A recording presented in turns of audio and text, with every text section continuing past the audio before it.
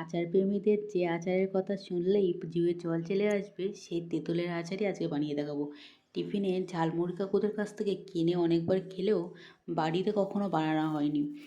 আজকে বাড়িতেই এটা বানিয়ে দেখব। এর জন্য প্রথমেই আমি হাফ কেজি তেঁতুল কিনেছি, বাড়িতেই আচার বানাবো।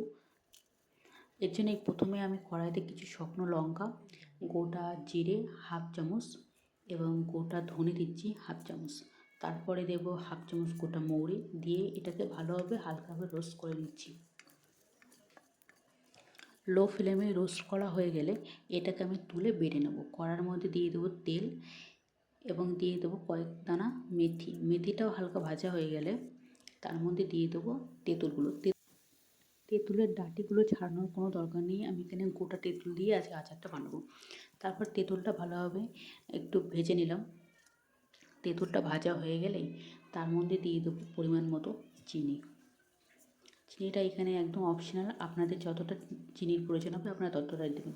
চিনিটা দেওয়ার পরে চিনিটা যখন গলে যাবে তখন তার মধ্যে দিয়ে দেবো আগের থেকে যে মশলাটা আমরা ভেজে রেখেছিলাম সেই মশলাটা। যদি তেঁতুল আপনাদের এখানে কড়াইয়ের নিচে লেগে যায় তাহলে আপনারা এখানে গ্যাসের ফ্লেমটা লো করে দেবেন।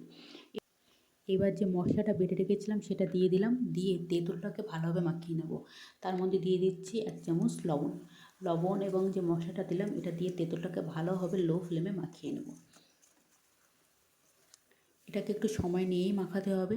যখন দেখবেন চিনিটা সম্পূর্ণ গলে গিয়ে তেঁতুলের সাথে মিশে গেছে এবং তেঁতুলটা মাখো মতো হয়ে চলে এসছে, তখনই বুঝে নেবেন এবং একটু ভালো গন্ধ বেরোবে অবশ্যই, তখন বুঝে নেবেন যে তেঁতুলের আচার আমাদের তৈরি। ব্যাস তৈরি হয়ে গেল তেঁতুলের আচার।